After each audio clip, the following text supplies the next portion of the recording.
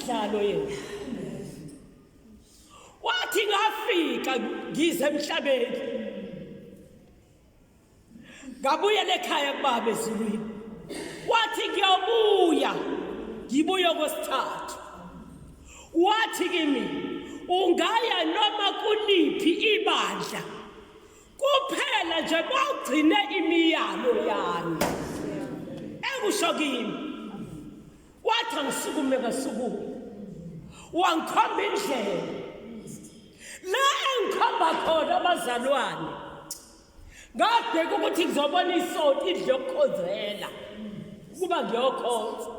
Angibonanga sonto, angibonanga zindlu zabantu, kodwa kwakuyithafa elihlaza, kuhlaza kuthethweni. Kuyindawo ongazi ukuthi iphelelaphi, okumele ngisukume ngihambe ngiye kuyo leyo ndawo. Angazi, ngasithatha istep sengaphapha umzimba ubuhlungu, akuvukeki. Amen. Akuvukeki umzimba ubuhlungu, uyasindwa. Ngiyakhala ngesililo esinganqamuki. Njalo mangibona lo mbono kaNkulunkulu kwangavukeki. Kangangoba kwakuze kufike ukuthi abahambe ekhaya. Ngizwa ngikhumbula ubaba. Ngikhathazwe ngikhumbula ubaba abazalwa mina ngizalelwe ekhaya. Kodwa nalabo abangingamazi, kodwa ngizwa ngimkhumbula ubaba. Kwabe sathi ngasuka la ekhaya ngiyohlala ehlaneke. Kangihlali kahle ekhaya abasali bami. Kodwa kwafisa ngiyaphuma ngifike ngihlale ehlane. Kanti lo baba engimkhumbulayo uNkulunkulu. Nkosi simbusisi.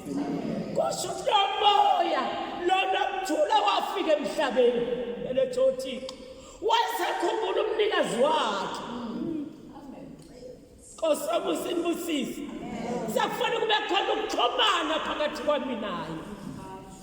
Ngoba ngase konakele.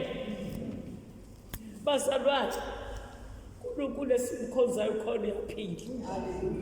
Asimkhonzeni ngeqiniso. Lobo bufakazi bami engithi ngikuthulekile njalo bengibeka nobufakazi. Ningathuki bazalwane, ngithatha wakho lokufika inyembezi mina. Bangibeka nje nobufakazi kuba nenyembezi. Ngizocela abazalwane singene ezweni likaNkulunkulu. Amen. Izwi likaNkulunkulu izaka sizoshusa kanaye. Amen. Khona leli culo bazalwane ungasangiqalele leli culo. Uthulwadle lwababona nomfuli iJordan wababona. Ungasangiqalele lona. Ulwazi lwababona. Khuluma ngalo uNkulunkulu mina bazalwane. Owenza imanga kwa-Israyeli, ekhiphe u-Israyeli ehluphekeni eGibhithe. Ulwazi